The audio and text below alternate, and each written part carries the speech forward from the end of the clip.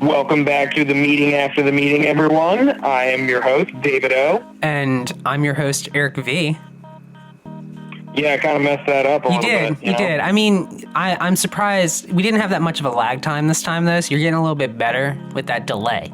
Yeah. So, I mean... I am. You are. To Hey, be honest, David. I was actually focused on that that's why I messed up. Hey, dude, it's one day at a time. Don't worry, man. You'll get there.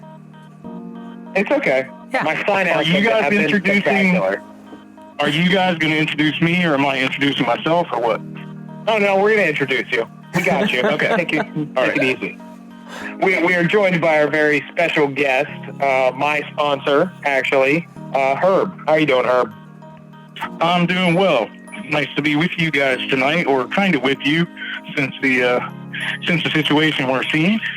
Yes. Yeah. It's been weird having to remotely podcast, but I'm getting accustomed to it. Eric's perfectly fine. He's not weird with it. Well, yeah, you're actually playing virtual board games with us, David, and you're like into it now. I know. Oh, I know. I love it. Where are you from, Herb? Well, technically, East Coast. I was born in New Jersey, lived up and down the East Coast, and now basically in Baltimore, Maryland. Awesome. When were you first introduced to recovery? Maybe the winter of '93. And how long have you been clean? Currently 12 years. My new clean date, I didn't keep that clean date back in '93. I had to go out for a little more research, as we say. And now it's January 28th of 07. All right. Well, I'm glad you're 12 years. God, you just celebrated 12 years. Oh, 3 months ago. But congratulations. So, with all that out of the way, what are we going to be talking about tonight, Herb? Well, the topic that I have chosen is the 12th step. Mm-hmm. Having had a spiritual awakening as a result of these steps, we tried to carry this message to addicts and to practice these principles in all our affairs. All right. Perfect introduction. Take it away and give us your experience. All right. Well, thank you. I guess the first place that I would start is saying that I've worked with steps multiple times now, and every time I work the steps, I get a better understanding of the steps. Mm-hmm. Normally, I have a few of those aha moments, even as recently as a couple of weeks ago, just merely going over someone else's step work. Since I sponsor people, I have an opportunity to sit down and have very, very strong heart-to-heart talks with people. And a lot of times, if I didn't catch it in my own step work, there have been moments where I caught it doing step work with someone else.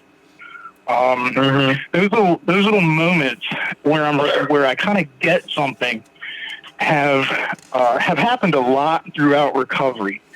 When I first got into recovery, I was a skeptic, I didn't know if it would work for me. I saw it working for other people. I had been here, like I said, in '93, and I managed to stay clean for 4 years.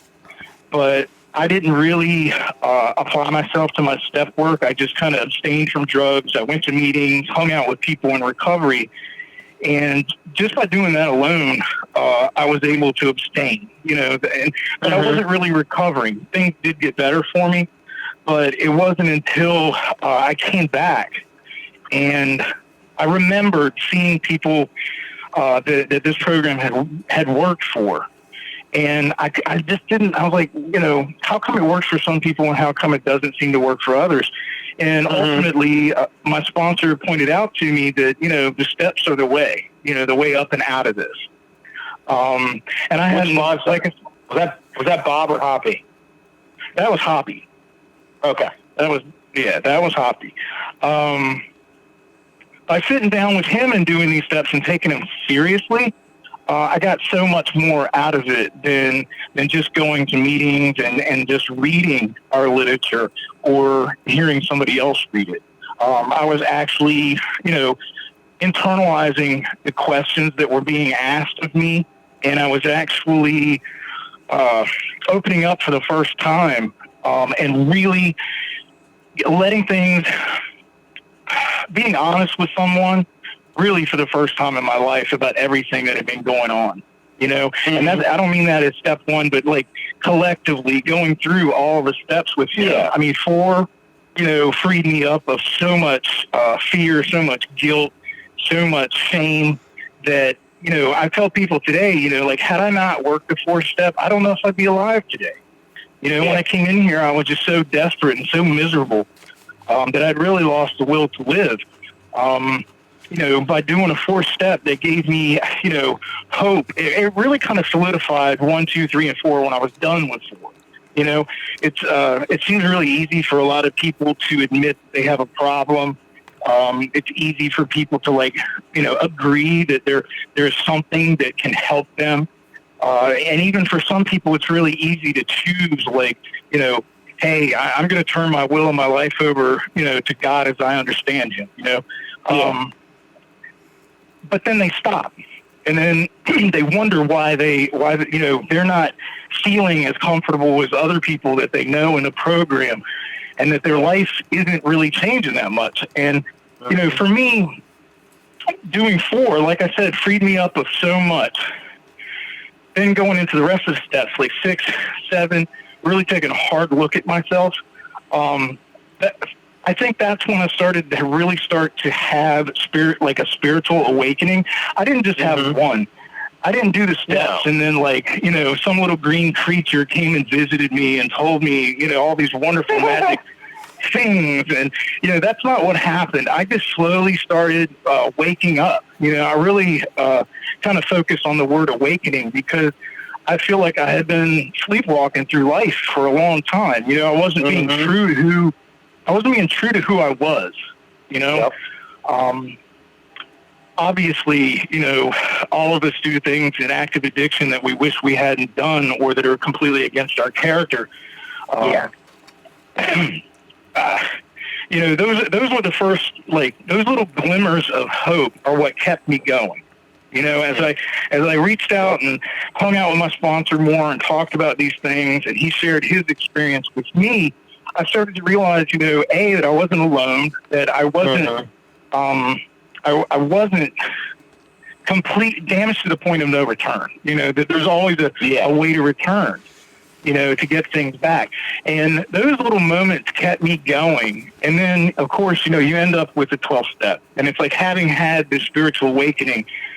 Ultimately, we wanted to share this with other people, that suffered the same way we did. And we wanted to tell them, hey, look, it doesn't have to be like this. You don't have to keep repeating, the same mistakes over and over and wondering why, I guess in a nutshell, that's kind of where I'm at with the whole spiritual awakening thing. I've talked to people that aren't in the program that know of this step, and they're like, well, did you see did your higher power? Most of them will say, hey, did God come down and speak to you, or something of that nature? And it's like, no, that's not what happened. What happened for me was for the first time in my life, I'd taken a really hard look at who I was and how I was behaving and what needed to change. I think, when you and I were doing it, I mentioned to you, I used the example of going into a new kitchen because you were in a cooking school at that time. And if you're going to do an inventory of this kitchen, you got to look at what's good? What kind of pots and pans do I have? Do I have a sharp knife? Does the stove work? We got to get rid of all the rotten vegetables and the potato that's growing other potatoes. It's not going to be good. And after doing that, Scott had me sit down and think about where do I want to be? Who do I want to be? What do I believe in?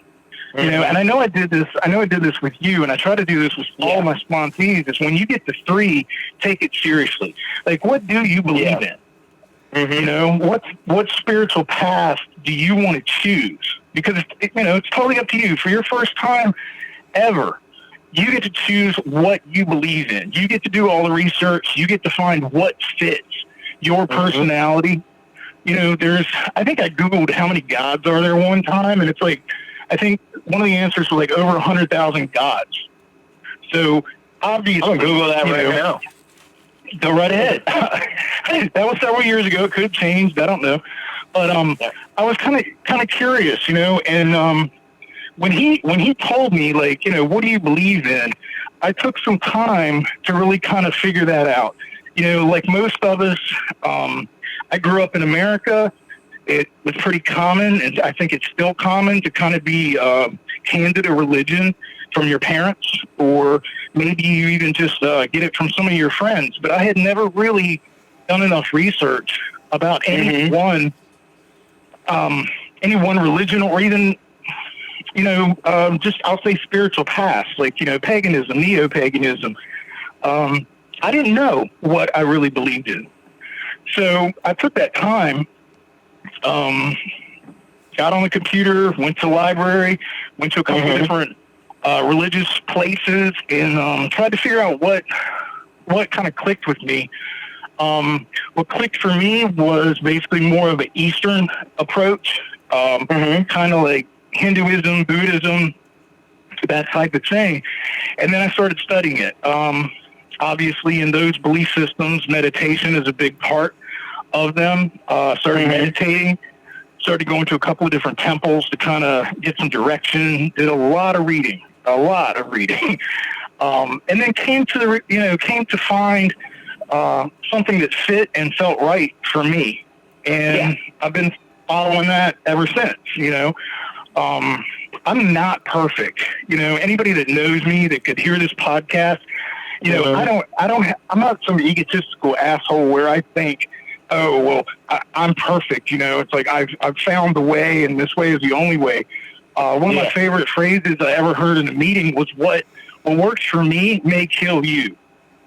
And I think that's very powerful, because just because it works for me doesn't necessarily mean that my path is the only path, or it's the best path, or that it will even work for you. I think the personalization of recovery, I think, is incredibly important. You know, that it has to work for you. You know, you're kind of offered this moment in your life where everything's a wreck, everything's destroyed. You're trying to pick up the pieces. Maybe you went through, you know, being incarcerated. Maybe you went through rehab. Maybe you didn't. You know, maybe you just are sitting at your house and you're empty and don't know which way to go. I get to rebuild my life based on a spiritual path of my own choosing. Obviously, that goes hand in hand with, you know, the 12-step fellowship that I chose. But ultimately, for me, the ability to practice those spiritual principles that I learned in that program led me to another one that I'm still utilizing. You know, it's still growing day after day. You know, I learn more and more about my spiritual path daily, really. Lord, it's hard to explain to people that have never been through it, you know.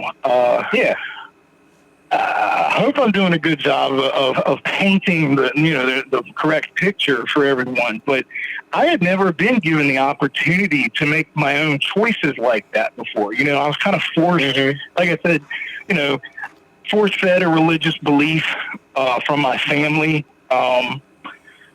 maybe even discouraged about certain beliefs by friends and family, you know, where they would, you know, say, oh, you know, that's hokey stuff, you know. When I found what worked for me and started utilizing it, I believe in prayer. I believe in meditation. I don't think a day went by where I didn't pray or meditate in some way. Probably I'd say the first 4 or 5 years of being in recovery. But that's, what I think helped me was staying involved, you know, constantly being surrounded by people that are trying to do the same thing, you know. The fellowship of these programs definitely helps. Close relationship with your sponsor definitely helps. But these awakenings, these aha moments, eventually got stronger and a lot more meaningful.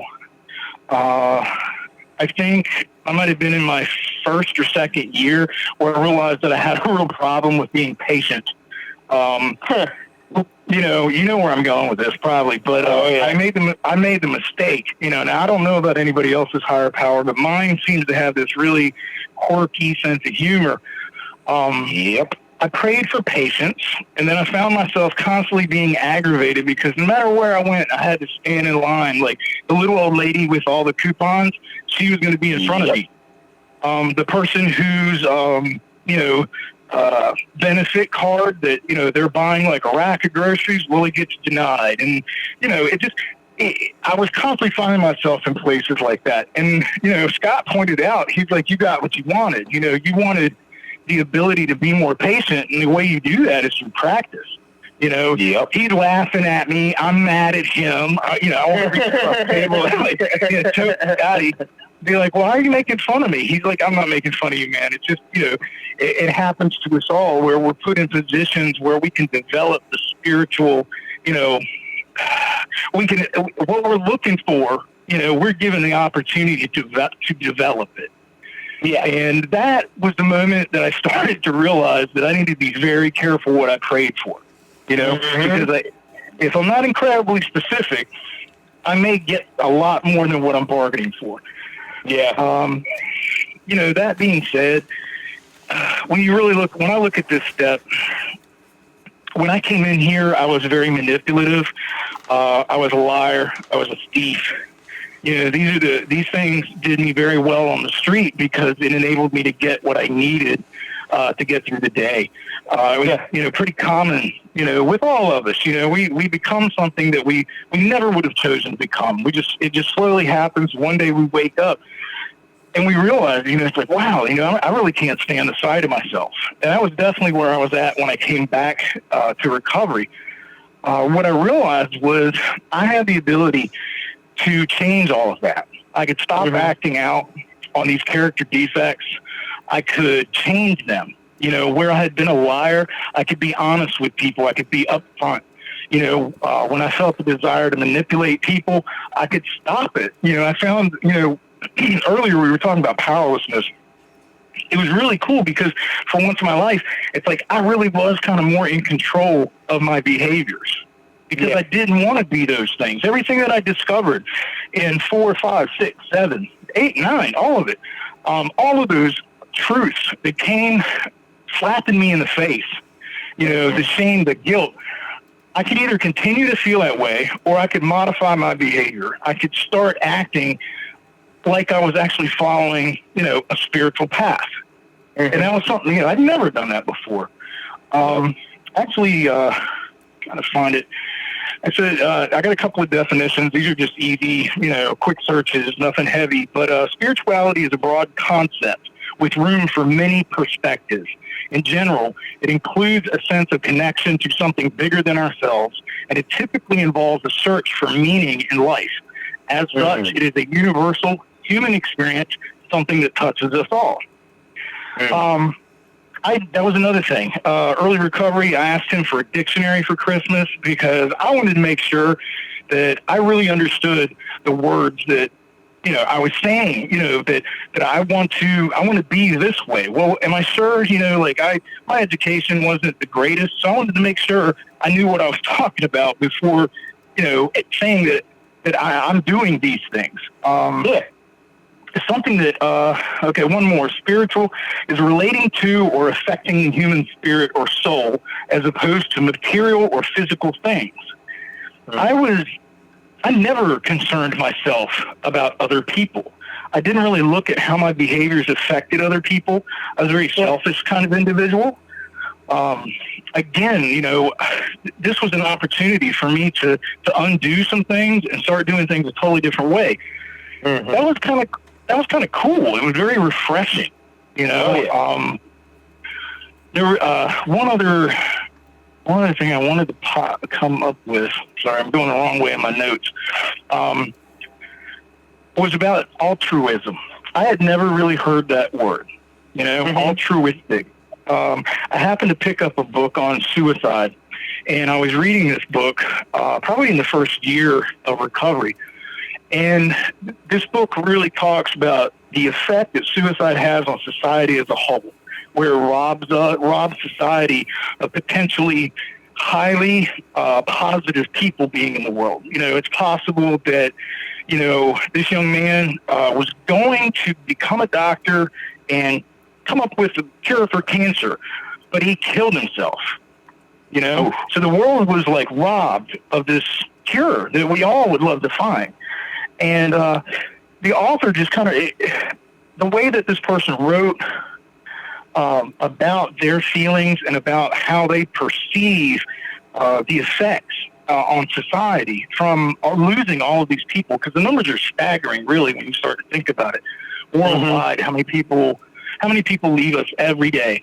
I started to really understand that I could have a positive effect on the world. Instead of being a miserable prick walking down the street, I could be polite to people.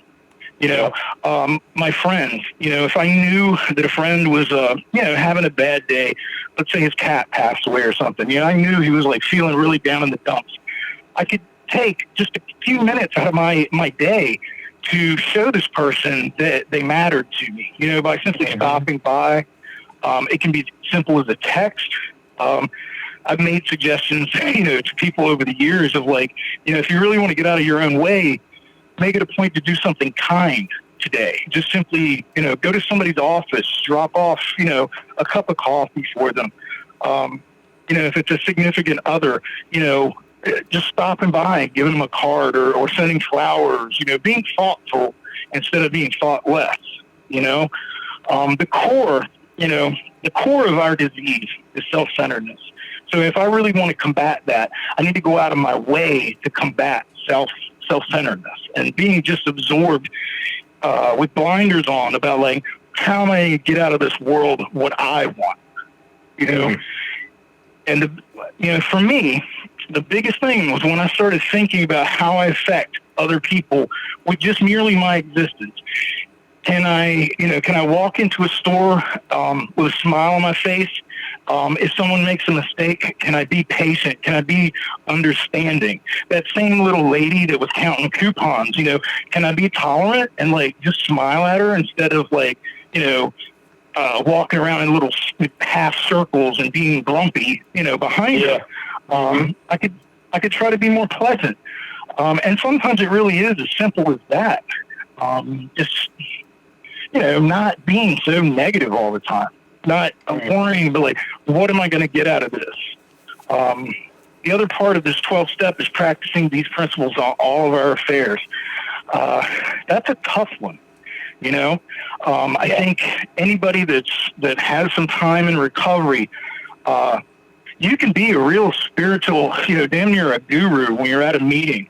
But how do you react in, 5 o'clock traffic when somebody cuts you off? And that's, I give you the finger. Yeah, I still give that too. I had to have told you this. I got off work and I was supposed to do a meeting 30 miles away from where I work. Bad traffic. I'm grumpy all the way there, and I got there, and my topic. That's what the topic was like spirituality, and I just had to laugh, and I had to be honest with people. Be like, on the way here is like speeding. I said that's so hypocritical of me, but it takes time for us. Well, let me back up.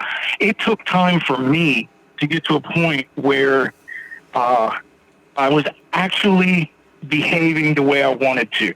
Looking at everything on paper, reading all these wonderful books on spirituality and meditation and, all of these things.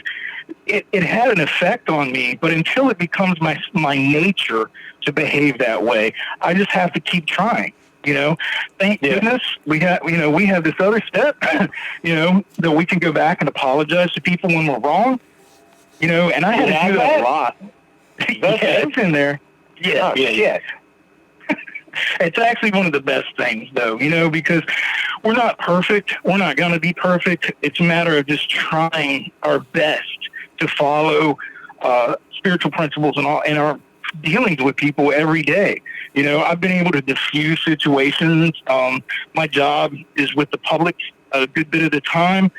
I walk into an establishment and off the bat, they are mad. I'm late. Their stuff's not right. They're really unhappy with me, but I can either feed into that and be just as negative as they are, or I can be as accommodating as I can be, try to get them to calm down, try to get them to see that, hey, I'm here to, try to resolve this situation. I don't want to make it worse. I feel bad that, your product, is not right.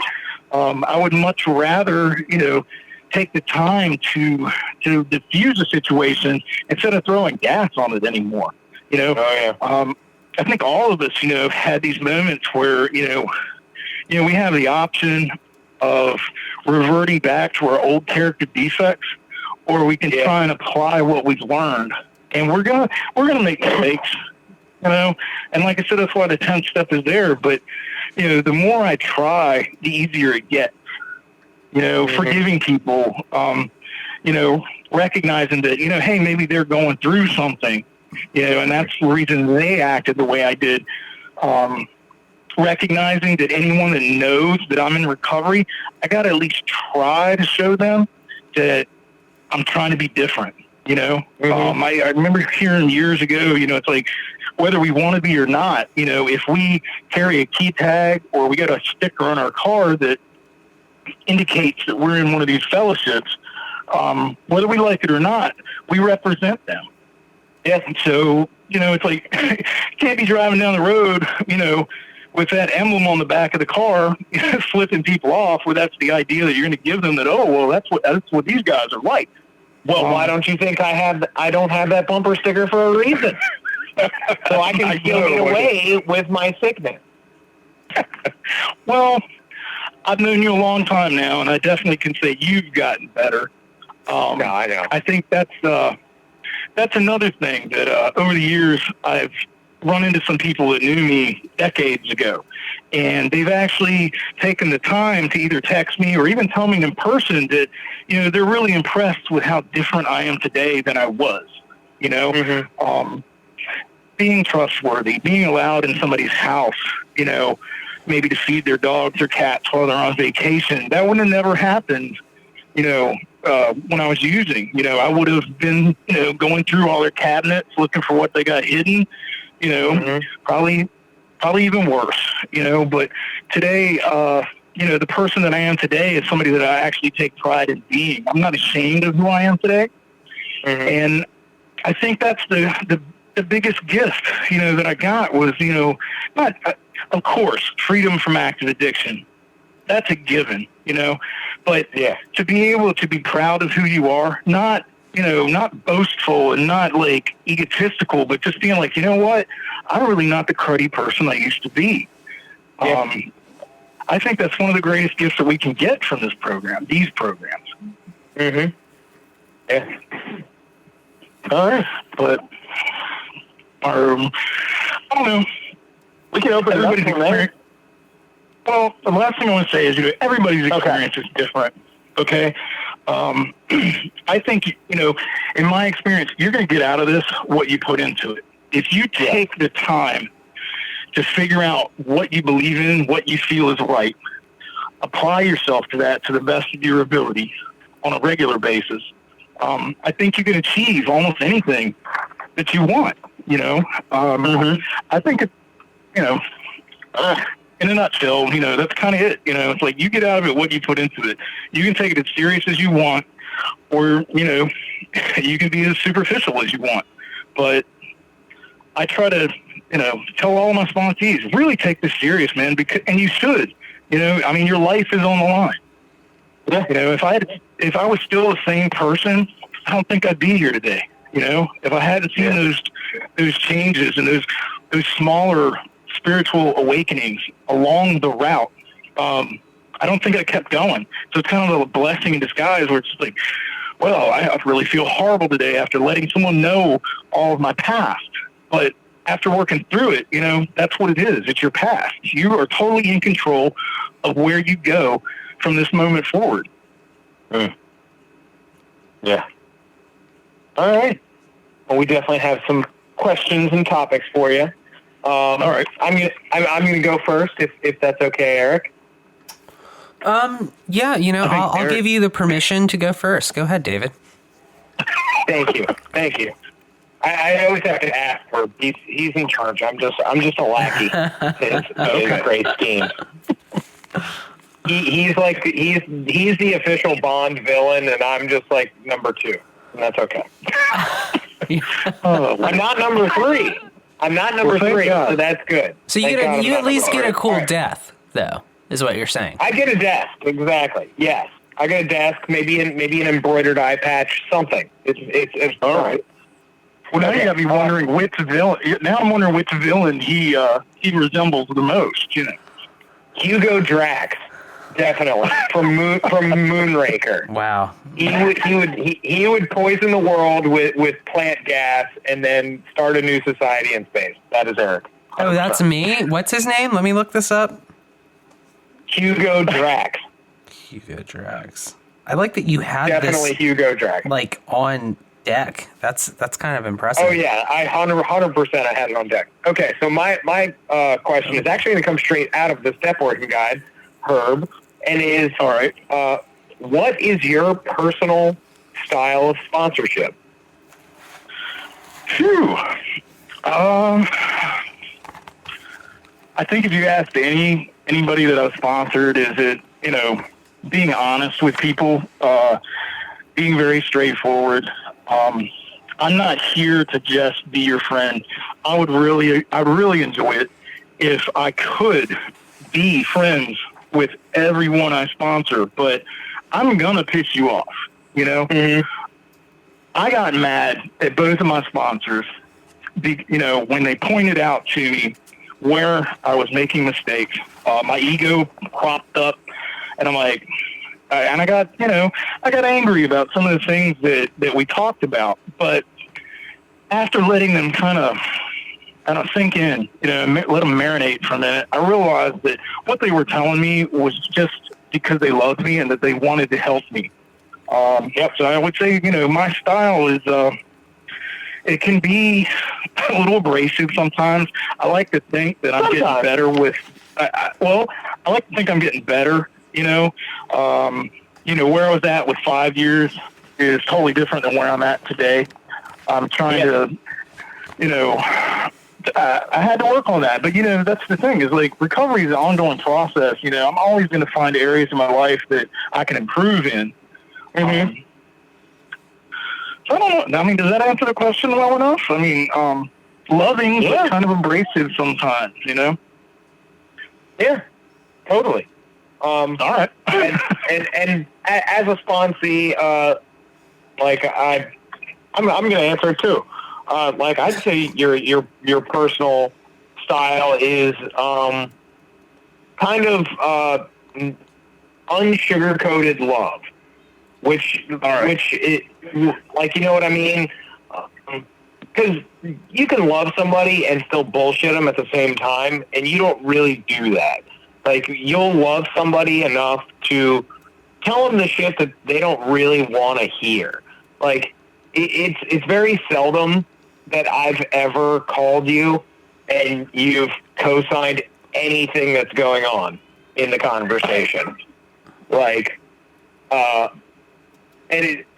it's always hilarious because like all the sponsees and anybody who knows you knows that you'll always preface the statement with, "Now I'm not trying to hurt your feelings," or, "Well, let me just say this in this sort of way. I'm not trying to come down," but like you always preface it because what you're about to say is very true, but it is going to come off in that brazen way. But it's always from a loving place. And honestly, like knowing you for as long as I have, like if you didn't give a shit, you wouldn't even be having the conversation with them in the first place.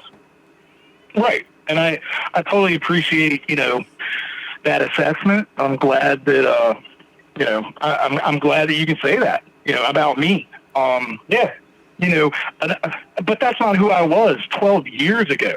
And that's one of the things that it actually makes me feel really good, is that today the difference is that I'm making in someone's life is I'm enriching them. I'm trying to, share with them what was shared with me in my own way. And, hopefully, they walk away from the conversation with a little bit more self-awareness, and realize that, damn, somebody is willing. Like, I think that's a big thing, man, to talk to somebody in the program and they're actually willing to try and help you. And years ago, they would have been like the first person to take your wallet when you dropped it. Yeah. That's huge. That's a major change. And like, a lot of the people that we know in the area that we've been in for so many years, God, it can be a very chaotic, rough place. I mean, Baltimore City is no joke, And on the streets, it's like, really, it's a dog-eat-dog kind of world. And to go from being successful, quote unquote, being successful on the streets, and then coming back into quote unquote normal society, being able to function and really, be an asset instead of a menace. I think that's great. Yep, absolutely. All right, Eric. So what do you think about my Bond villain assessment? It's fine. I'm happy I'm in Moonraker. That's really where I'm happy. I'm happy I'm in Moonraker.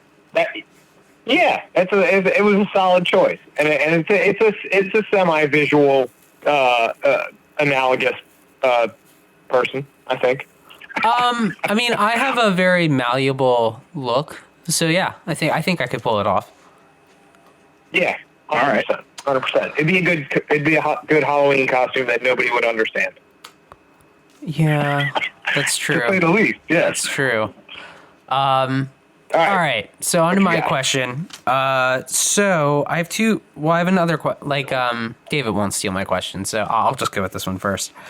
So, All right. Yeah, I don't think you'll steal it. So, how would you describe? Can you describe the process of from when you first entered recovery to the point of completing the steps of how your spirituality has changed and evolved over the course of time? Wow. How many hours have we got to talk about this? Oh, yeah.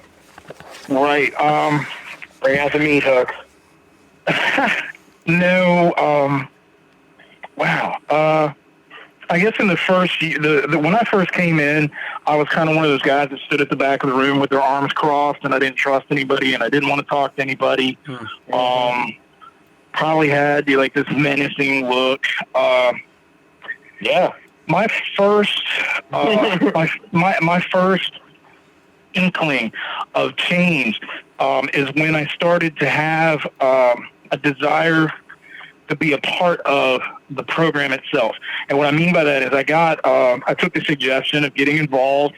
The simplest form of getting involved is getting a home group and getting a job within that home group.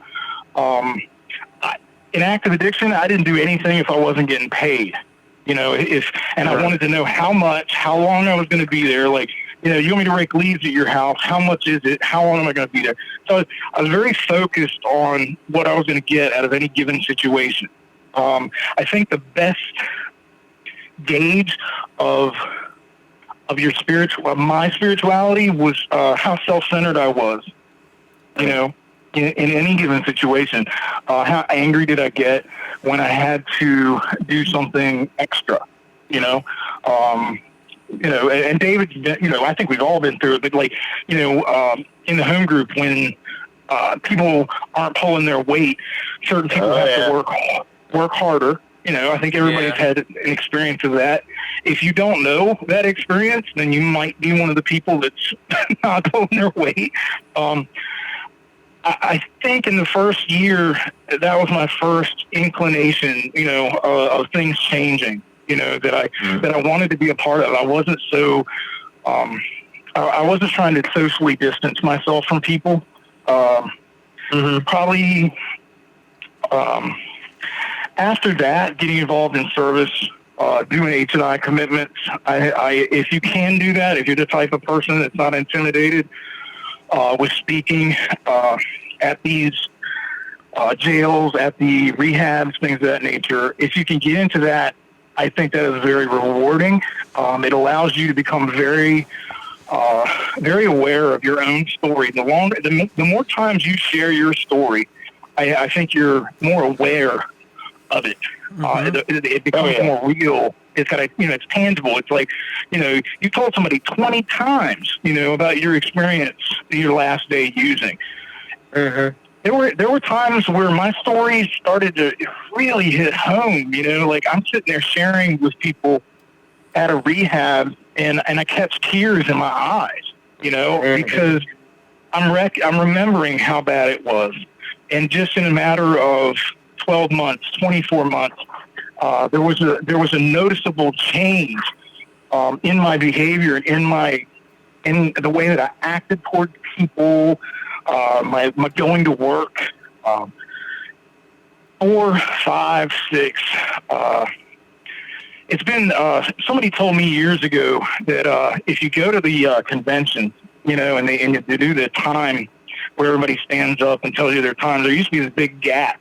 Everybody makes it to like 4 or 5, and a lot of people fall off between like 5 and 10. I don't know whether that's still true. I hope it's changed. I really do. But, that was shared with me, so I kind of like started going to more meetings. I had caught myself, starting to like taper off a little bit about how involved I was. So I just did the opposite. That was something I came up with early on, was like, if my first impulse, I could just do the opposite of that, and it was actually very beneficial. I'd be like, I don't want to go to a meeting. I would do the opposite. Go to the damn meeting. I don't want to call David and see how he's doing. I would immediately pick up the phone and see how he's doing. And that changes, from 6 until where I'm at now. The amount of sponsees I had changed quite a bit.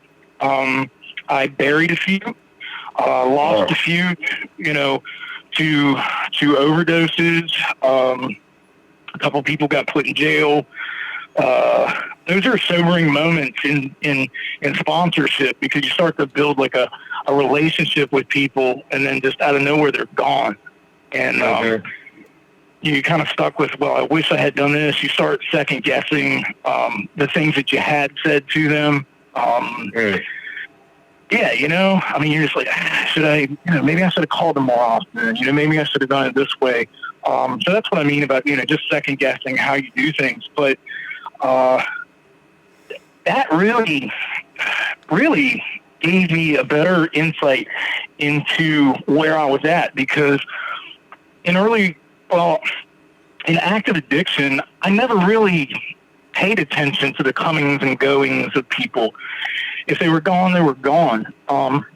If you weren't my friend anymore, it really didn't have much of an effect on me if you weren't a source of something.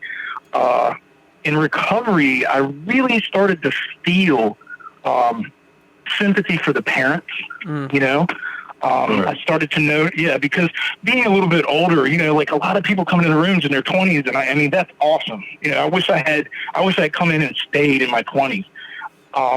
But since I didn't, I'm actually at an age where like a lot of these people that are coming into meetings, I could have been their parent. And I really started to understand the pain that I caused my own mother, my own sister. I started becoming so much more aware of the damage that I had done. And at these points, once you've been here for a while, I hope, not everybody does this, but, you get done with the steps, do them again. If you want to find somebody with a whole fresh perspective on things and do it again, I love that, running across a whole different way to interpret each and every one of these steps, or even just, the questions you brought up, some stuff out of the step working guide. There's so many different ways, to apply these questions. And I think it's amazing to take the time, to get all these alternative ways, like get exposed to them, Now, where I'm at now,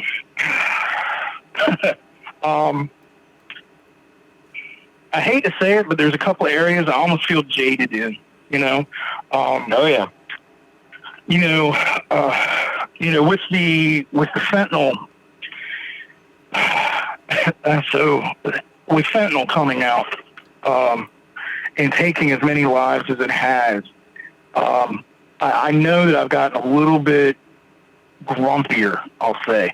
When I meet younger, newcomers and they're just not taking it serious.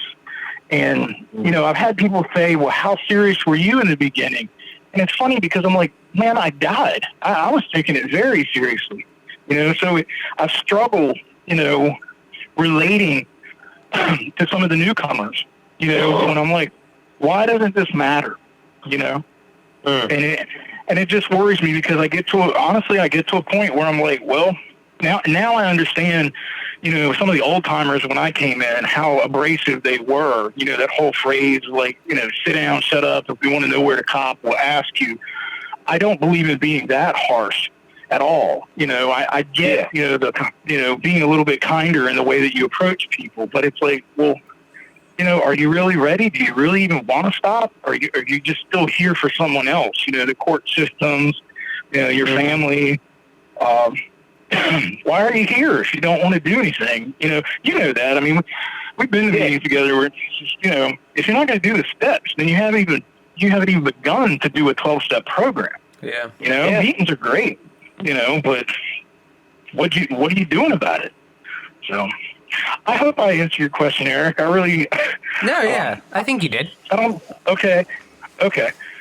I actually have like a funny point to that, like what you, like the very last thing you said there, Herb, and like the phrase came up in one of these like Facebook groups, like, oh, meeting makers make it. And it's like, what does that phrase to you? Or what does that phrase mean to you?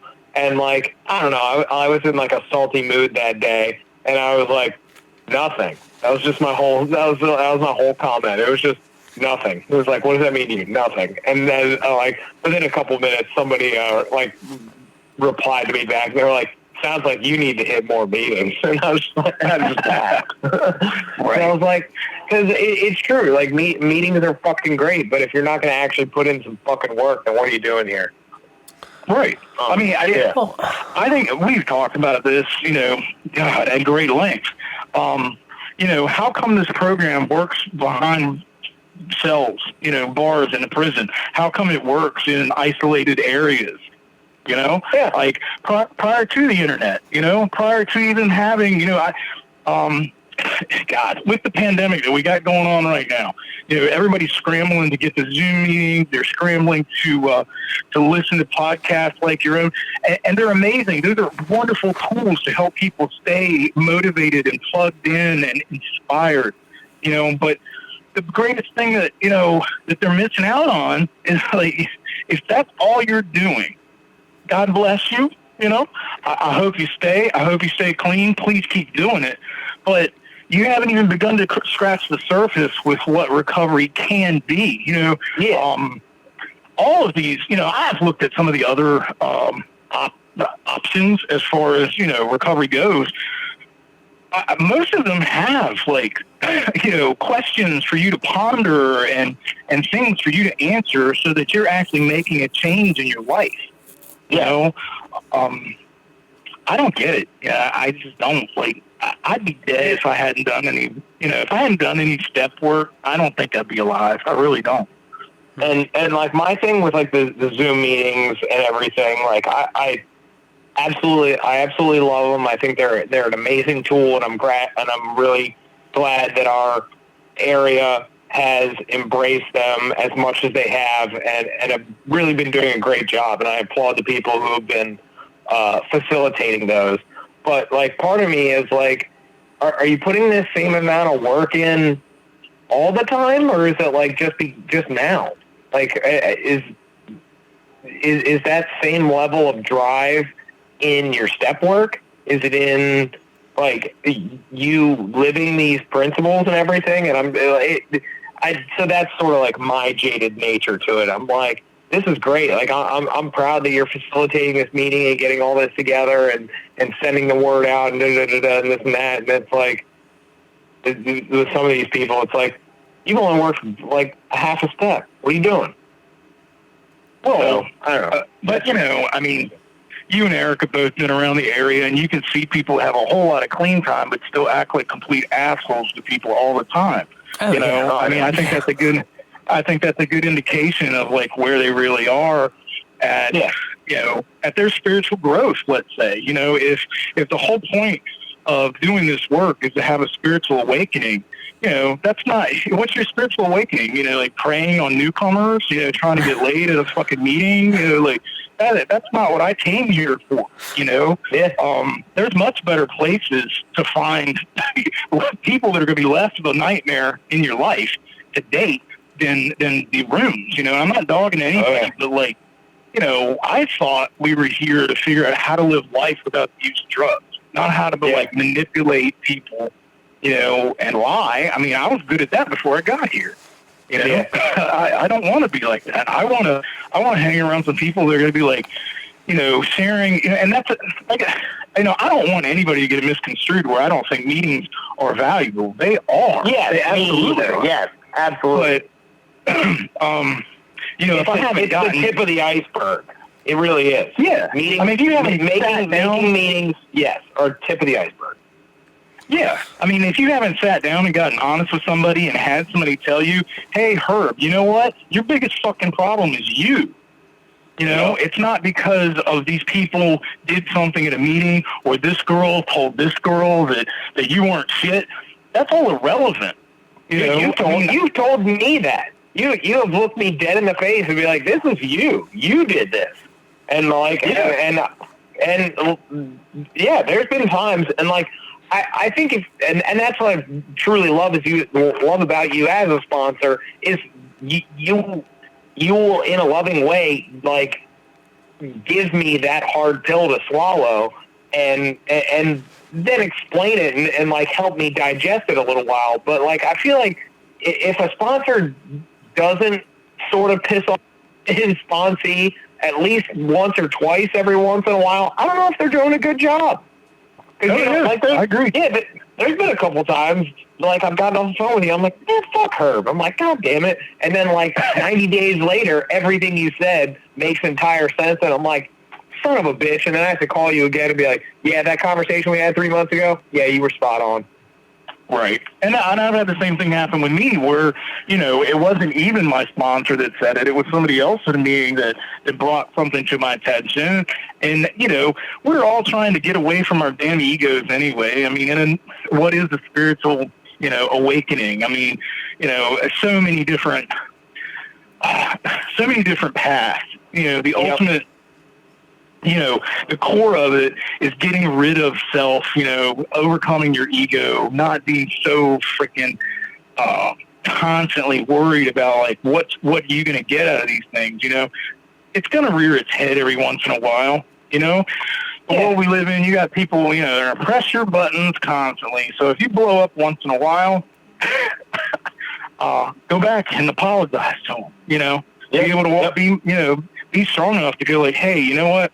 I'm sorry I said that, and work through it, Yeah. Yeah. And that's where I felt a lot of growth in, like, myself is being able to do that.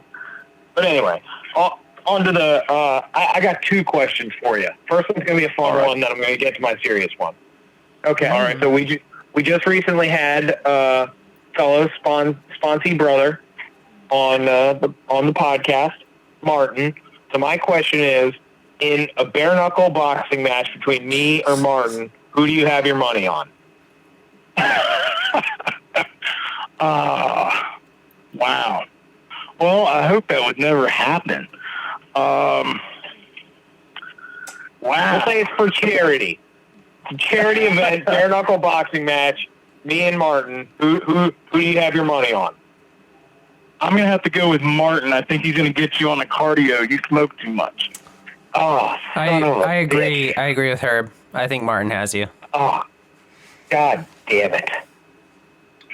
All right. I don't know. I don't We have to even make know sure how many Martin never rounds it would listens to really this go, podcast. though. You know, I mean, how many rounds do you think you'd make it, David? See, now, honestly, like, now that I'm thinking about it, bare knuckle boxing, yeah, I would have to give it Martin too, because I would come out with straight aggression, and he would. I think he would outsmart me in the ring. But if it's UFC, I'm taking him. If it's no holds barred, I'm taking him. But in a sheer boxing match, he's going to outsmart me in the ring. That's true. Okay, that's a valid answer by both of you. All right. Now to the real question. All right, so how important is it to respect, acknowledge, and validate other people's spirituality in recovery or just in life? Very. I think one of the core things that you should walk away from, even really just the readings before the meeting, is tolerance. You know, one thing I think the meetings are exceptionally fruitful for would be practicing all of these new principles in your life. You know, a lot of times you hear, I just can't stand it when that guy shares, or God, she's talking again about the same thing. If we're really trying to, you know, be more spiritual, then we need to be tolerant of, alternative viewpoints. You know, it can be tough. I mean, welcome to America. I mean, I can only speak for here. I haven't lived in Europe or anywhere, you know, around the world where I could tell you, you know, how society may be different. But here, you know, a lot of us, you know, really get bent when somebody challenges us. There's a question in, I think it's in the first step. You know what I'm talking about? Where do I view every I don't have the book here. Do I view every... You know what I'm talking about? It's like, do I view every challenge as a personal attack? Oh, yeah. I'm looking I didn't know if the step one question right now. I'll find it. Keep going, though. Well, it doesn't... Well, I guess my point is it doesn't necessarily have to be, you know... I think the stronger we get, you know, the more we mature in the program, I hope, you know, that those moments become fewer, you know, where you are willing, you know, let me go back. When I came in here, I had a real bad taste in my mouth for Christianity. And as a whole, I've been to a lot of different churches, you know, Methodist, Baptist, Lutheran. So I just had a really bad taste for that. And I remember, you know, being in a rehab and, you know, they had us all stand up and recite this prayer. And I just was like, I'm not doing this. You know, I didn't come here to, you know, to become something I don't want to be. But I was scared enough, but I was still scared. I was like, man, you know, look, is this the only way up and out? You know, because their approach to it was a little more religious over spiritual, I would say. You know, it didn't, on the surface, it didn't seem as open as NA did. You know, and I'm just, you know, that was my experience as a 23-year-old drug addict coming into rehab for the first time. So my views have changed over time, but I've learned that I've got to be tolerant. You know, we live in a world where, you know, I don't know whether you ever got to Google or not, but if there's 100,000 different gods, I did, and it's somewhat the like number is between 8,000 and 12,000 different gods. Oh, okay. Maybe it was religions that anyway, it doesn't matter. There's a ton of them. You know what I mean? And the odds of you believing exactly what I believe are pretty much slim to none. You know, we could both be Christians and have totally different views of like what it means, and you know, that's not the point. You know, to me, it's not that. Like, with all of my sponsees, I've told you, like, you know, pick something and stick with it. You know, it's like if you're gonna tell me that if you're gonna tell me that you're gonna be a Christian, then act it. You know, don't be one of those people that, you know, goes around doing all this cruddy shit and be like, oh, you know, like there's no, like I'm supposed to just ignore that. You know, you're telling me that you're trying to embody this entity. You know, you want to be like them. Well, we'll do it, you know, actually do it. Don't just talk about it. Like, really. So, I mean, I try, and that's why, you know, the beginning of this, you know, I said I'm not perfect, man, but you know what? I have not been in a fist fight in 12 years. Mm-hmm. You know, I've had some arguments with people, you know, but I'd rather work through them today. You know, I'd rather not get to a point where, you know, we're arguing over theology and starting to hate each other. I'd rather find a common beliefs. You know, it's like, hey, do you believe in being, you know, kind to people? You know, okay, good. We have that in common. You know, that we both want to be kind to society as a whole. Do you want to be compassionate? Okay, well, so do I. You know, let's find. I think it's much more important for us to find our common grounds than to sit and bitch and complain about like what we don't like about something. I've definitely become a lot more tolerant than I ever was in my whole life. You know, when it comes to, you know, differing views of religion, spirituality. Good Lord, I mean, I think it's really important for us to work on being as tolerant as we can. I think there's only a few things that I still feel that, you know, are deal breakers for me, you know. Mm-hmm. One of the deal breakers, you know, recently kind of reared its head, you know, and I really bumped heads with somebody about it, is about racism. You know, I'm white. I got tattoos. You know, some people, you know, I used to look like a biker all the time, and like, people would come up to me and like make certain comments in my presence, and I would just look at them, you know, be like, "The fuck's wrong with you, man?" There's, you know, I'm not racist. I don't know what makes you think that I am just because we're the same shade or some shit, you know. Yeah. But I can't stomach that anymore. You know, I'm not willing to, you know. On the streets, you know, God, you'd hear people say stuff all the time, and, you know, you just have to let it slide because you may need them one day, you know, so you go against, you know, you'll do things that, you know, things will be acceptable. Compromise yourself. Yeah. I mean, I don't want to do that today, you know. I'd honestly rather get my ass kicked than compromise, you know, my values, you know. Yes.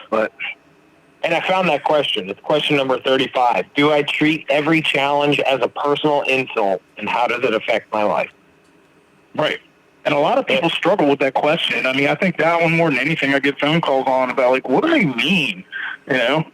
Well, that was probably, like, and I think that harkens back to one of the lessons, like, you've really drilled into me over the years is this happening to you, or is this happening around you? And what is your true perspective on it? And that's something I've had to think about very often with just all different things in my life. Yeah, I mean, well, that's like, how do you respond to constructive criticism? Mm-hmm. You know, do you immediately think it's an insult? You know, I think that's, you know, one way to look at that is like, how, you know, because if you're doing what we're doing, if you're not open to constructive criticism, you need to be, you know, because it's kind of like what, you know, that's what you asked me to do. You want me to sponsor you and like point out when you're making a major error, you know, be like, hey, David, you know, maybe you shouldn't do that. You know, is that really, you know, I don't know what example, but stealing. You know, if you told me, it's like, hey, I got this case of steaks from work, you know, blah, blah, blah. I'm like, well, you know, you told me, you know, that you were trying to live an honorable life. What's honorable about, you know, stealing, you know? Just because you can, you know, and those things matter. Those little things, to me, those little things matter so much. You know, absolutely. Like, are you stealing from people? Are you lying from people? Are you cheating on your old lady all the time? You know, like, you know, I really think that we should carry ourselves a little bit better, you know. Like I said, not perfect, you know. God, you know, I don't want anybody to think that, you know, you come into the rooms and all of a sudden you're fucking everything is wrong with you is going to go away. It takes time. and you're going to Yeah. make some mistakes. But that's the beauty of being human, is that if you make a mistake, admit it, apologize for it, and grow from it. But don't be a hypocrite. Yeah. All right, Eric. All right. So I think there's a really important, kind of like when we were talking about the first step before we started the podcast, I think there's a really important wording in this step that people forget about. And I'll just read the step before I ask the question. But having had a spiritual awakening as a result of these steps, we tried to carry this message to addicts and to practice these principles in all of our affairs. And I feel like in all of our affairs, people forget that. You kind of mentioned it a little bit with people, talking clean but living dirty. And actually, I know someone's probably said this, but this just came to my mind, when we were talking about this before about preying on the newcomer. And it's like, how does a dirty old timer prey or practice? How does he do that on the newcomer? Or you could do like more things around that. There's some good jokes in there, but how there's I think there's some really good jokes. But yeah, how do you practice these principles in all of your affairs? How do you take this outside of just, the rooms and, really put it into practice in your daily life? Well, for me, I guess it's one of the best examples that I could make an attempt to give you is at work. I really try to stay busy at work. If there's nothing to do, I'll try to find something to do. In active addiction, I would have milked the clock. I want to do as little work as possible and get paid as much money as possible. If I can get away with leaving early but not losing any money, I would do that. I would lie at work all the time, try to, if something happened, I try to make it somebody else's fault. Like I said, I was a really good manipulator, so I was really good at making things look like it wasn't my fault.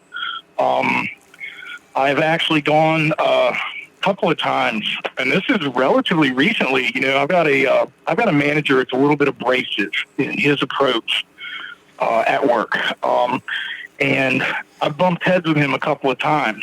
But what I found myself doing once I took a little bit of time and calmed down, I went back and apologized to him for the way that I spoke to him. And the look on his face was priceless. There's no video in this, but I'm heavily tattooed.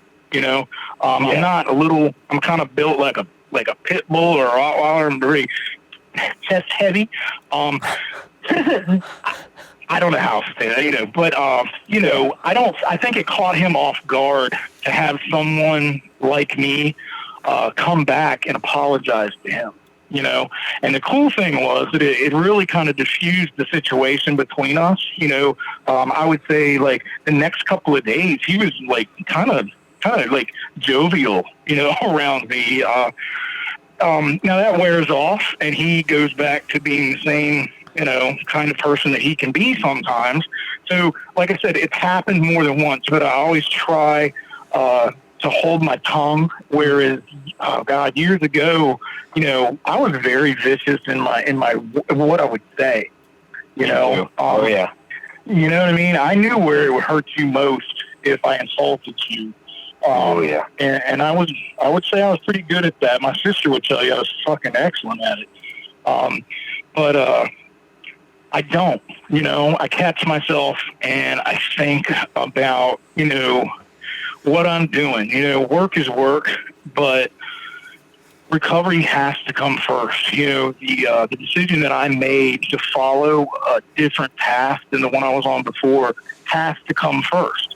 So even if it makes me look like a punk or look like a bitch in somebody else's eyes, that I apologize to them, I'm not trying to portray myself as this big badass, anymore. I've kind of gotten away from that crap.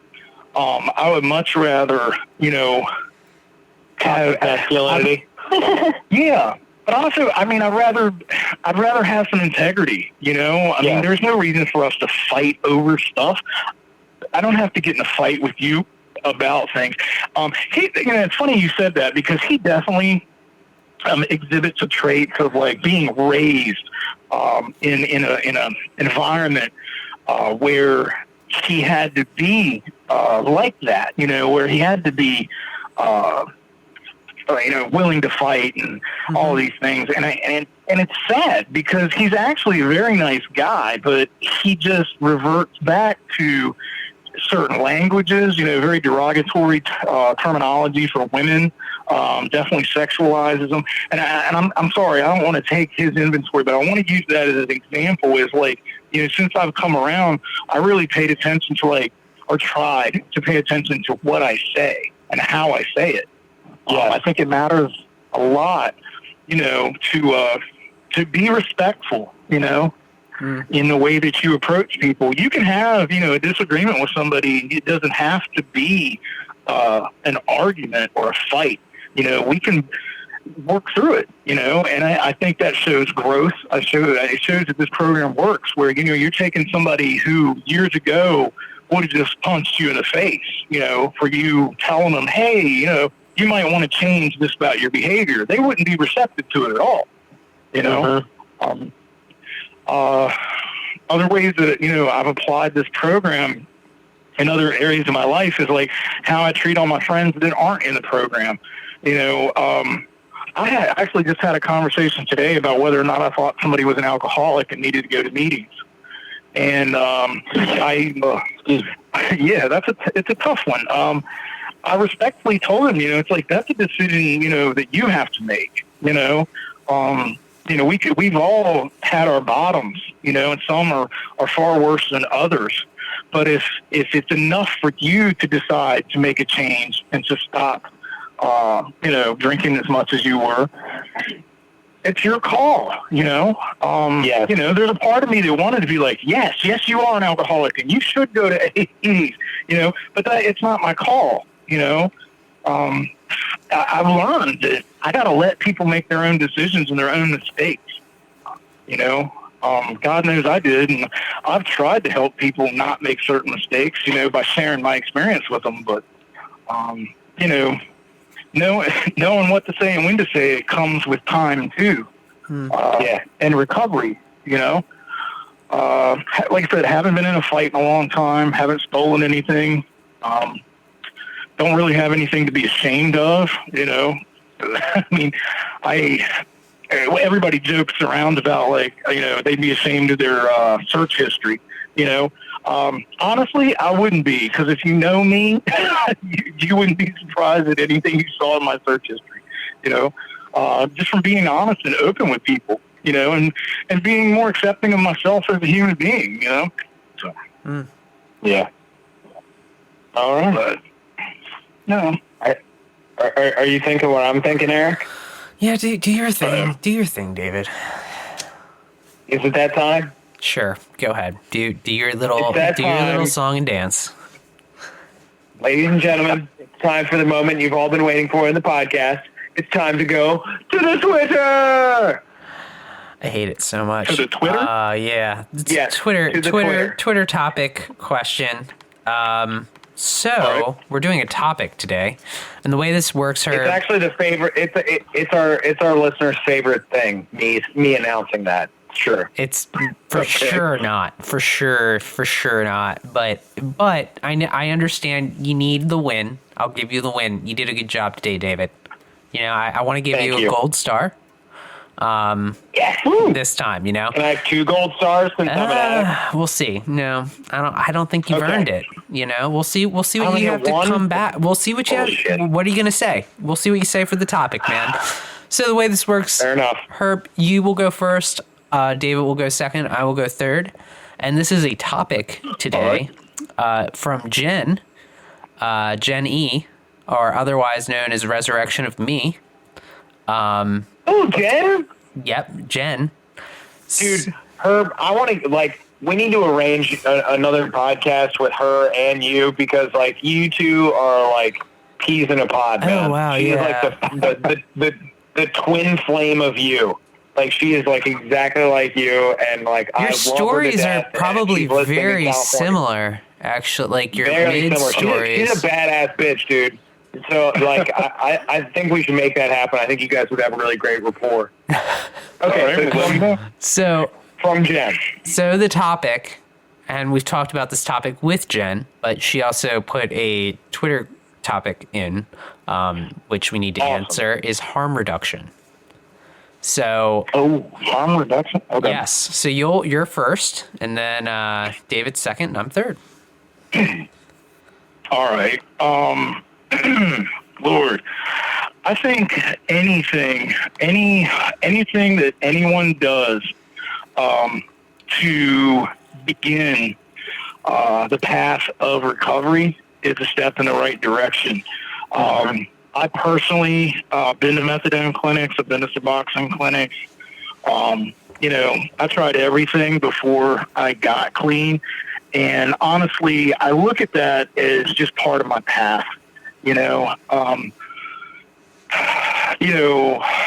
I even got kicked out of the needle exchange program. It was funny. I joke. I'm joking to people about that. It's like, you're a fucking addict when you get kicked off that truck.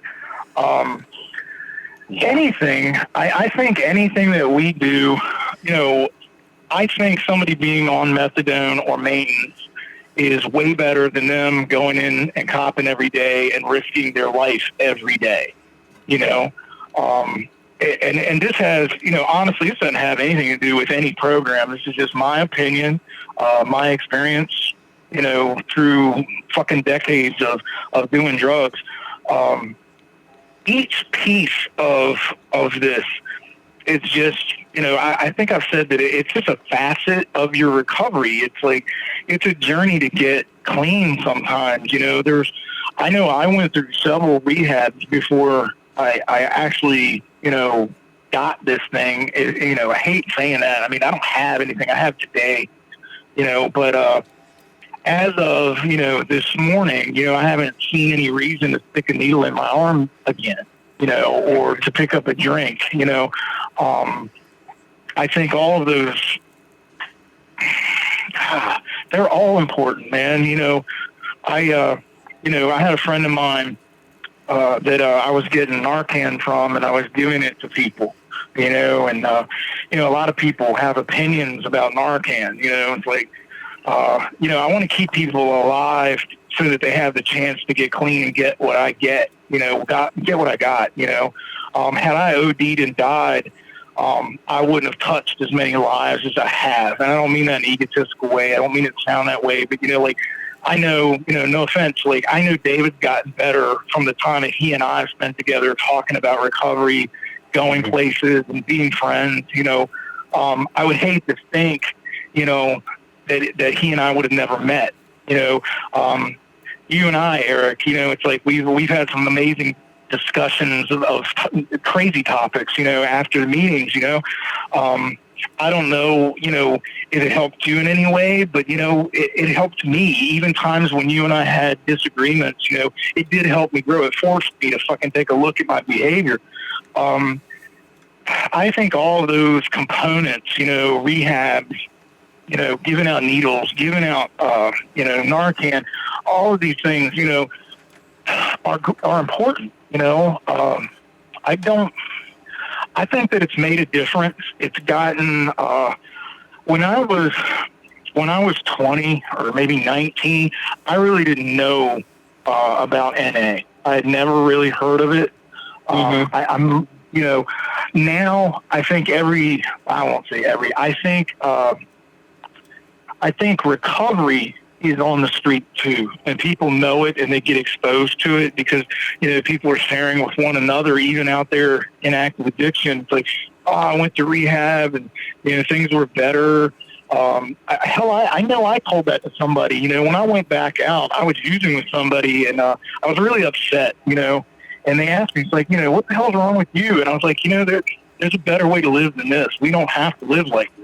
I felt like a damn commercial for the program, but it was the truth because I had been clean. I saw how much better my life was when I wasn't using drugs. And I was literally telling somebody else, like we've been up all night banging cocaine, and I'm like, I'm miserable because it's gone, and and I'm out of my mind, and I'm trying to tell them, it's like, we should go to rehab. We should do this. I've definitely led other people to methadone clinics. When I was out there, I was like, why don't you come to the clinic with me? And they're like, well, what's that about? And I said, well, come. What it does is that, you don't have to figure out how you're going to get $100 or $200 every day to stay well. Yeah. You go, you drink this shit and you go to work. You're still addicted to something. You still got on those handcuffs that keep you from going anywhere or really doing anything. But, it's a whole lot better than trying to do that hustle. You might actually pay your bills, instead of being homeless. I think harm reduction is incredibly important. Some of the programs that they got in other areas, to my knowledge, we don't have them here. I haven't looked into this, but places that have safe spaces for people to use their drugs. There's a couple cities that have done that. And I know a lot of other countries have done it, where you come into, you get a room by yourself. If you happen to, you can test your drugs before you use them. They're going to give you, sanitary, clean water, sterile water. They're going to give you a new syringe. If you happen to OD, there's somebody there that can help you. By opening those centers, you're also there where they can talk to you about, do you want to get into some type of an outpatient program? Do you want to start going to meetings? All of this information is more available, and there's a lot more there's a greater chance of somebody making the decision to stop using if they have the options, right there in front of them. Can I ask a devil's advocate question real quick? Yeah. To both of you, so this is going to be a subsection. Now, say you were both intravenously using at the time, and you went to a safe injection site. When would be the best time to approach that conversation of hey, do you want some recovery material? Would it be before you got high or after you got high? After. After? I'm not gonna, until I get my morning shot, I don't give a fuck what you have to say. Yeah. And that's the mentality of the average, my experience. There's nothing going to stand between you and that morning, that morning shot. Yeah. There's never a time where I'm ill and I'm like, oh man, you know what I really need? I need a shot of recovery. Right. That's not my thought. You know what I mean? I'm like, how am I going to get on right now? How are we going to make this happen? It's not get your pamphlet out of my fucking face. I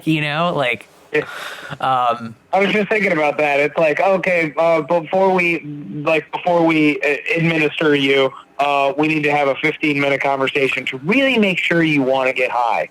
No. Right. We're going to give you your methadone right after you watch this 30-minute video. I'm sure 85% of the people would just hit a fast U-turn and be like, I'm fucking out of here. I don't need this shit right now. I say that. I really honestly say that because, after somebody uses, they're a lot more relaxed. They're a lot more open and patient than they would have been. It's kind of like in the psych world, do you want to have a conversation with a patient with somebody while in crisis mode? Yeah. Well, yeah. I don't think that's a good idea, and it's not. It hasn't been my experience that they don't get you stabilized before they start talking to you about. Well, I've never in my life seen anybody come in. Yeah. 100%. All right. So harm reduction, I do not have personal experience with maintenance drugs of any kind. And I'm going to throw the AA one in there. Was it Anabuse? Yep. Into the conversation because I think it's seldom talked about. Very seldom. I've heard in that program it has just as big a stigma as Suboxone, Subutex, methadone. So, not having experience, I don't know how valid. I feel sometimes that like my opinion isn't quite as valid, but it's my opinion. And it's my experience. My experience is I've never treated anybody on those maintenance treatments any differently than anybody who's just in normal recovery. It took me a while to get that way, and Eric can even vouch for that. Like there was a time when I was really unsure about like how clean you really were, and I can be like open and candid about that now. That like in early recovery, I was like, yeah, they're clean, but they're on Suboxone. Well, and even like, a year ago, you've opened up. Your mind has opened up a little bit over the past like year with some of the people we've talked to. Where before we started talking to people, you wouldn't have been okay with certain like ways that people went about their recovery. Yes. So my entire view of recovery has changed because of podcasting, and I'm really, really amazingly happy with that. But I'm really glad that I can be candid and I'm honest about that. Like in early recovery, I was skeptical. I was like, oh, are you really clean? I don't know.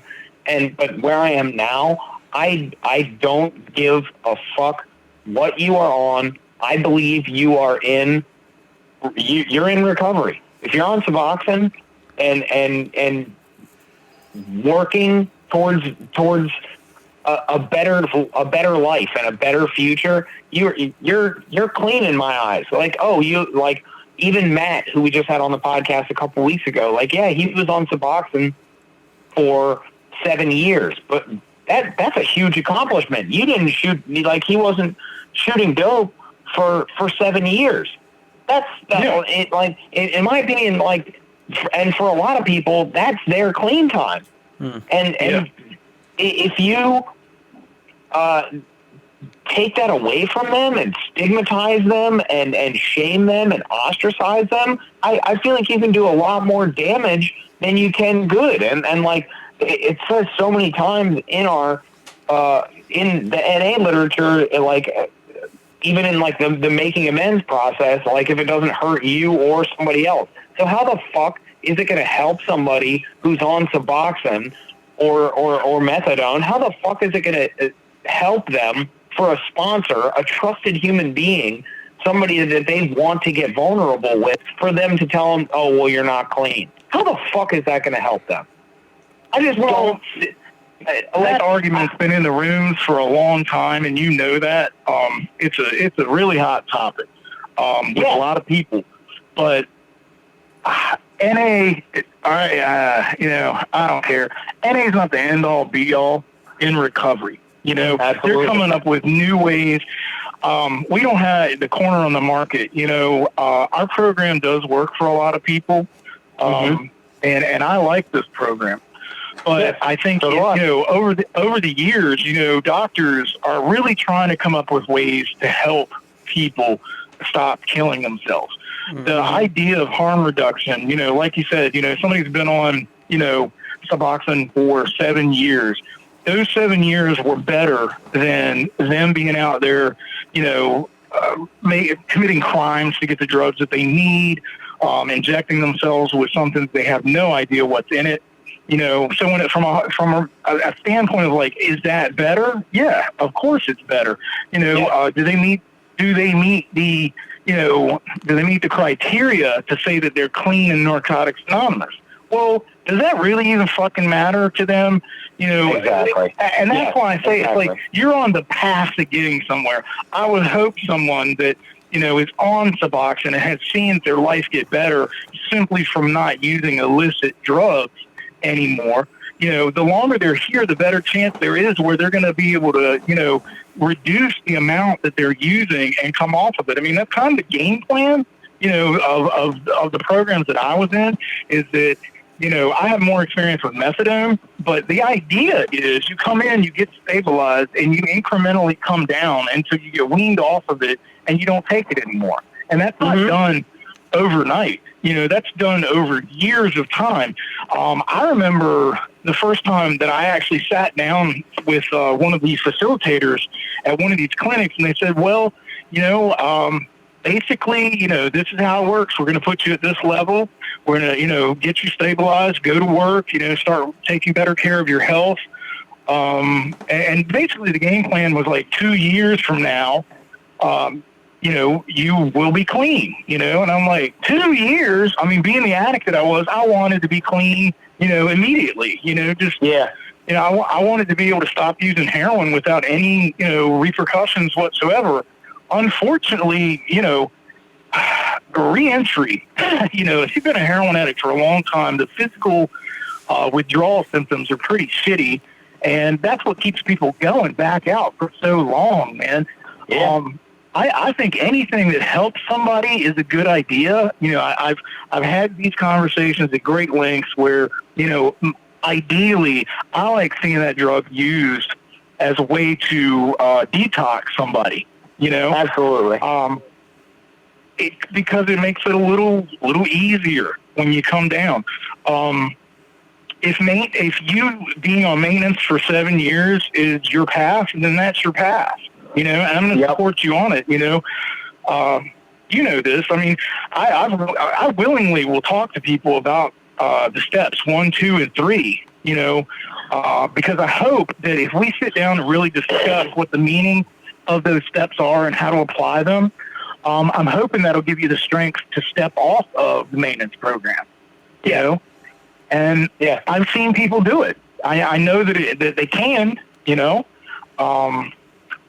But ultimately, like anything's better than sticking a needle in your arm. Yes. And if I was a sponsor and me personally, the way I would go about it, I would work steps with anybody on maintenance or anything. And just like you said, in that process, when they were comfortable for the next step in their recovery, to get off that, I would support them and be with them every step of the way, and it would be between them and their spiritual path as to whether they wanted to restart their clean time. And anybody who thought differently can go fuck themselves. That's in my opinion. Well, I don't want you to lose listeners over this topic. It's ridiculous how hardcore people are about it. Like I said, man, anything's better than sticking a needle in your arm.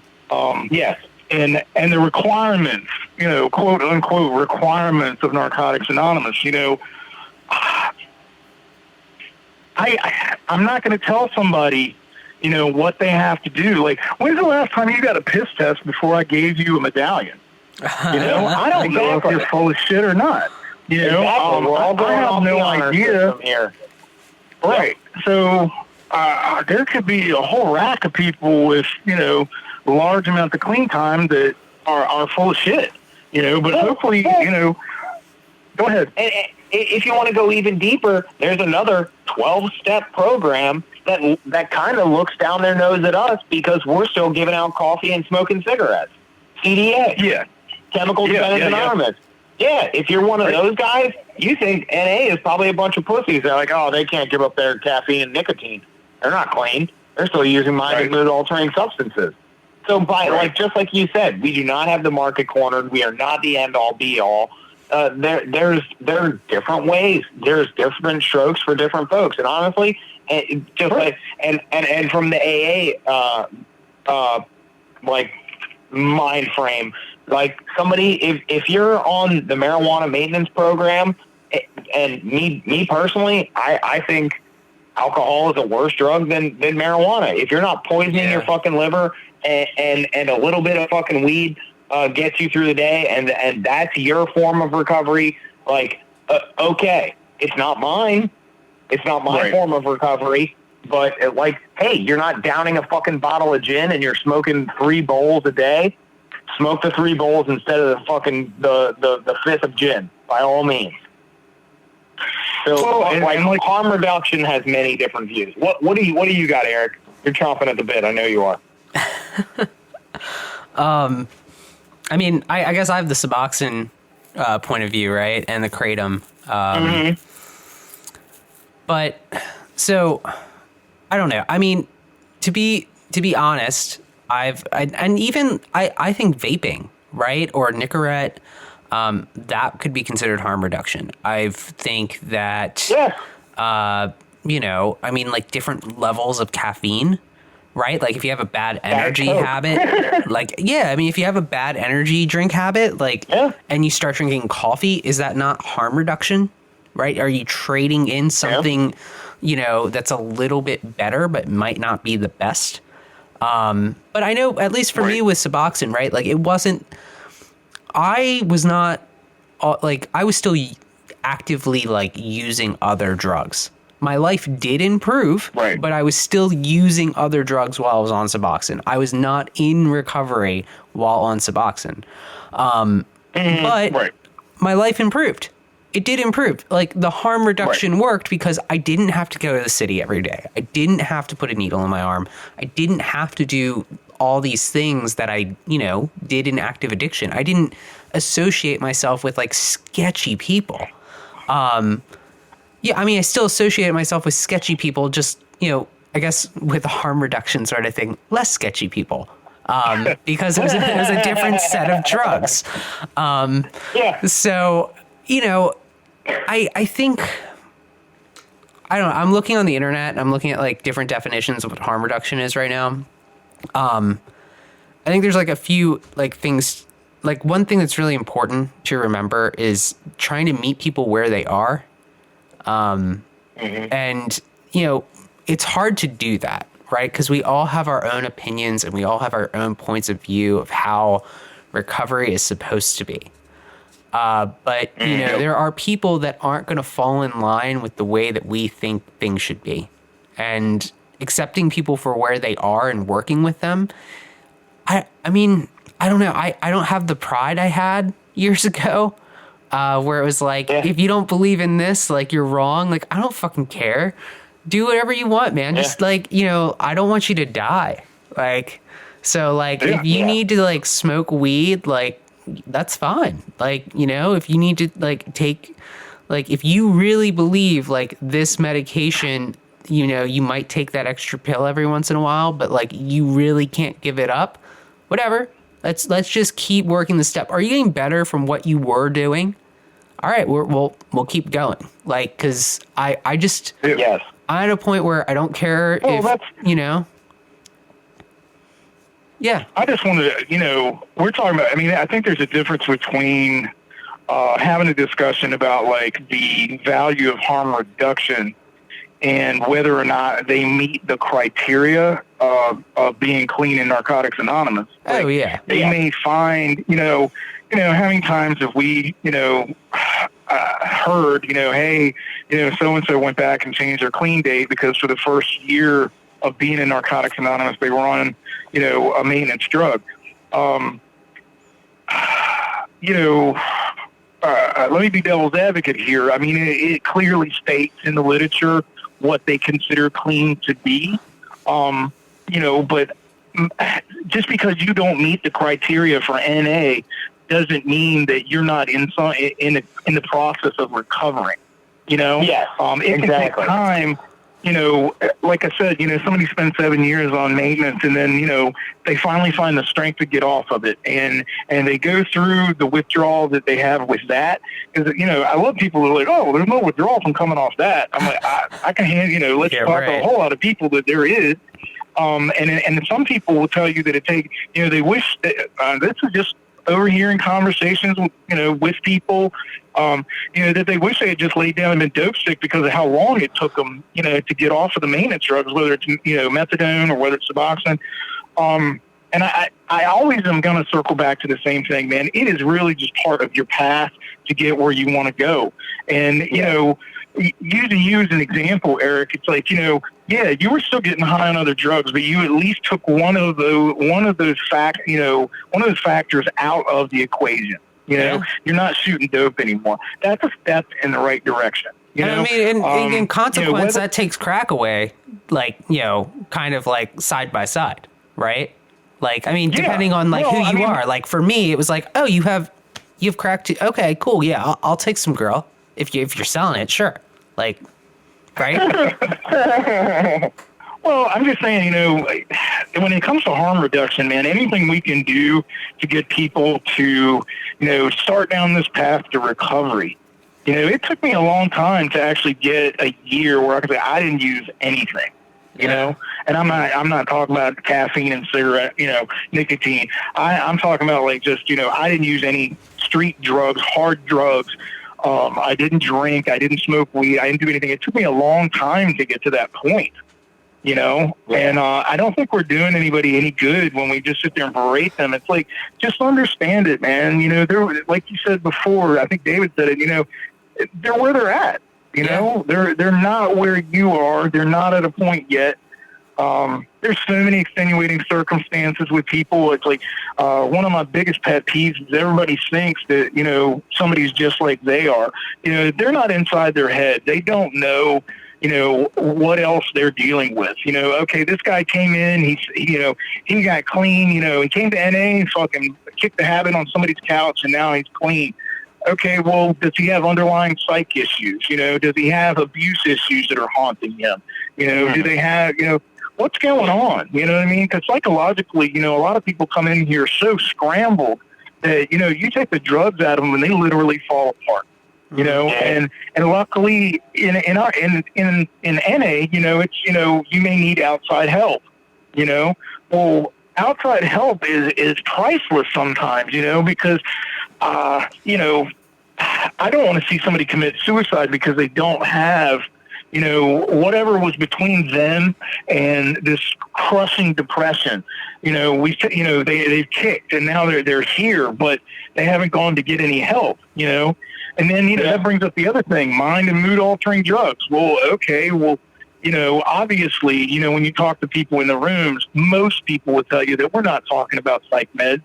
But I guess, there's some hardcores that are like, oh, well, you're still taking that shit, and it's a psych med. It's like, that's totally wrong to do that to anybody. I know, I'm not going to say any names. One program that I went to, I heard people saying that to them. It's like, oh, you need to get off, these psych meds. And it's like, man, I'd hate to hear that I told David that and David committed suicide, 2 weeks later. Because I told him he needed to stop taking. Oh, well, all you got to do is pray, and that's all you need to do. I've heard that shit. But all you got to do is pray. Who the fuck is like? I mean, seriously though, like, and I've heard it too. I've chaired meetings where I'm talking about like mental health issues and talking about meds, and it's just like you're dirty. Like, this is like an outside issue. I'm like, it's a core issue that's inside of me, and it's like part of my story and like a reason why I use drugs. But like, I have friends who are like, okay, let's think like, bipolar, right? Where it's like they need their lithium. Like, if they don't have their lithium and like they don't have this managed, shit's gonna like get really bad. Like, what if someone's like schizophrenic? Like, what? Stop taking your meds and pray about it. Like, what the fuck is that going to do? Mm-hmm. Right. I mean, and then that brings us right back. Brings you right back to harm reduction. Yeah. Yes. I mean, that person not using cocaine and taking his medicines that stabilize him, is he in recovery? And I think we need to separate each individual program away from the word recovery. Yeah. Because you're obviously living a better life by not using all these drugs and taking medications as prescribed. Yeah. I mean, not everybody's gonna get to where we are.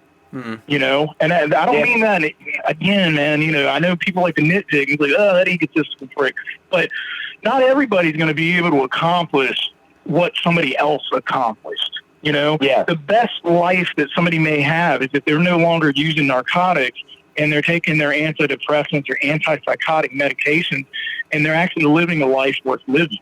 So who is anyone to say, oh, that guy, he's not really clean? Well, maybe not your definition of clean, but I know he hasn't used any illicit drugs in the last couple of years. He comes to meetings, he's involved, he's helping put out chairs, he's helping put out literature. It's like, why you got to pick on him? Just leave him the fuck alone. You know, and I get it. You know, go ahead. As far as like on a practical application, you met me where I was at in a level of my own harm reduction in my early recovery when I was still exhibiting self-harm.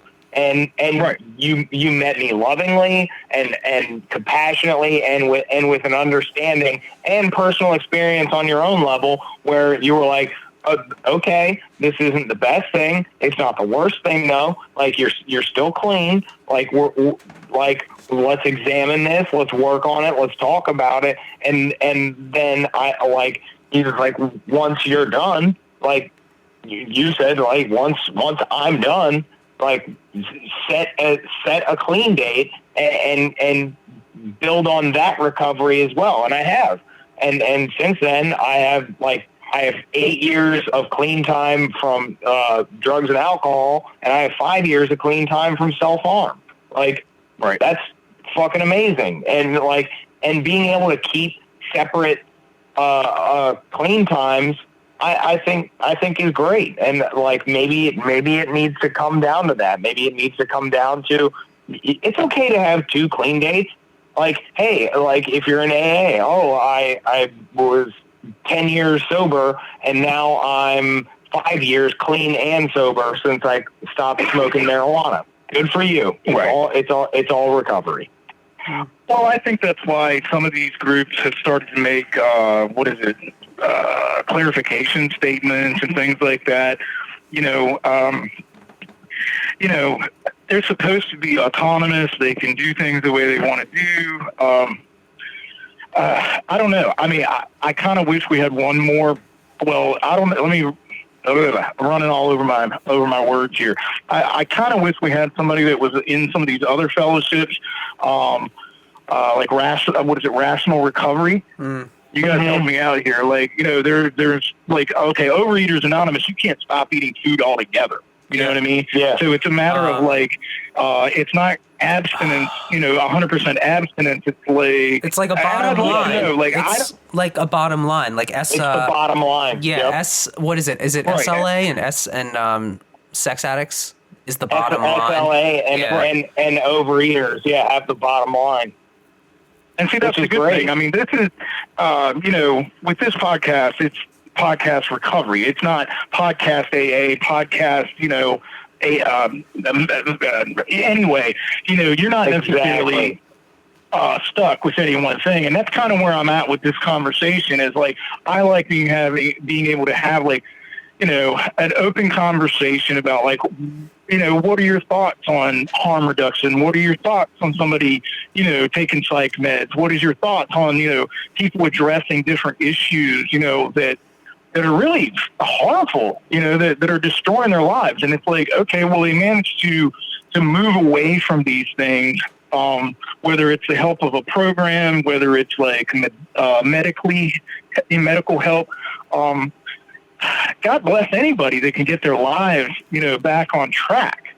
Like I just don't know, man. Like, in the 12-step program, they can be, kind of hard lined about like what their definition of clean is.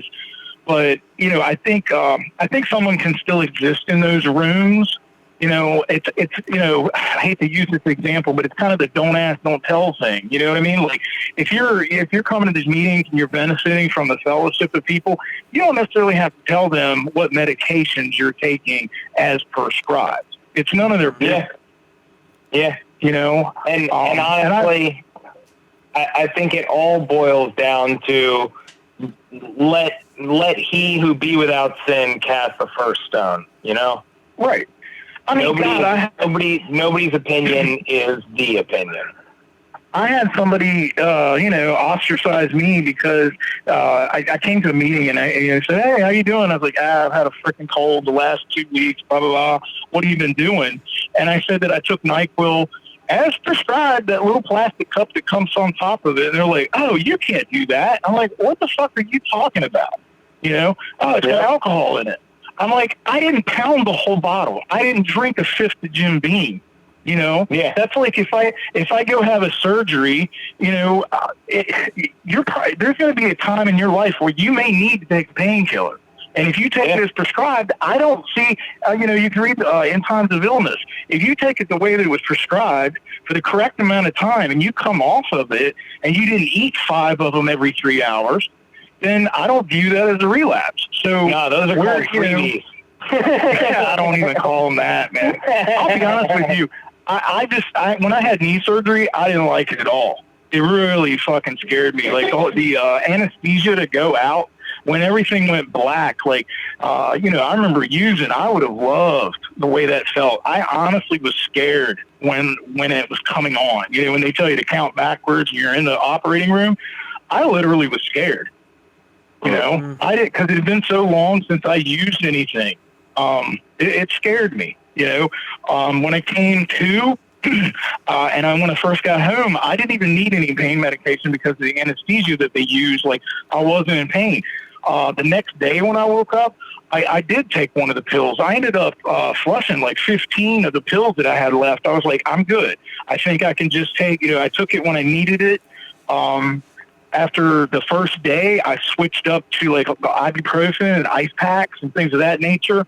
And I was fine, you know, but I think, you know, I think it's ridiculous just how nitpicky we get about this, you know? Yes. I'm sorry, I'm just stuck on the harm reduction thing, you know, like anything you do to stand between you and a shot of dope or a fucking hit of coke or, you know, whatever your drug of choice is. I mean, I kind of like to use narcotics as the example because, you know, it's really hard for people to miss the fucking point when you do that. Yeah. But if you're not using, you know, your drug of choice, and that's a step in the right direction. Mm-hmm. Yep. Absolutely. You know? Now, hopefully, you keep stepping, you keep moving, and you get to a point where, you know, you can actually say, hey, I haven't used anything, you know, as far as illicit drugs, you know. It's a can of worms that can be opened, and you guys could probably have some, like, pretty good arguments on here, or even some pretty nasty comments on your Twitter, you know, but I think we need to, like, you know, sometimes take a step back and be like, we're talking about recovery as a whole. You know, when we talk about, you know, is it a good idea to allow people to have clean needles? You know, I've heard people, really nasty people, you know, saying like, you need to let these fucking junkies die. If they get AIDS and die, you know, thank goodness, you know, they're not hurting society anymore. It's really, it just seems so ignorant, you know, to feel that way. You know, if you can get anybody, you know, a little bit of help to get them to start going in the right direction, you know, I think that's the right thing to do. Yes, absolutely. All right. Well, looks like we are about out of time, but we would like to thank our guest, Herb, for joining us this evening. Woo! Yeah! Well, thanks for having me on. I mean, absolutely, man. It was great. Great having you. Love you, man. And we're gonna get you back on again for more topics. All right, I'd love to, man. Awesome. Maybe we can do it face to face sometime. You know? Yes. That's in the near semi future. In one day. We'll just say one day. We don't know when this is happening. All right. Here at Podcast Recovery, we are aiming to expand the scope of support for recovering addicts. Accessibility and convenience of helpful services is paramount to combating addiction. We work to bring the message of recovery to every addict, wherever and whenever it is needed. We believe that a powerful voice of recovery should be obtainable, practical, and at the touch of a button. Every addict deserves to hear a message of hope, and Podcast Recovery is here to provide it. All right, everybody, thanks for joining us. Make sure you follow us on Facebook, Instagram, Twitter. Check out our YouTube channel. But if you want any more information about us, go to podcastrecovery.com. But most importantly, everybody out there, stay safe and stay clean.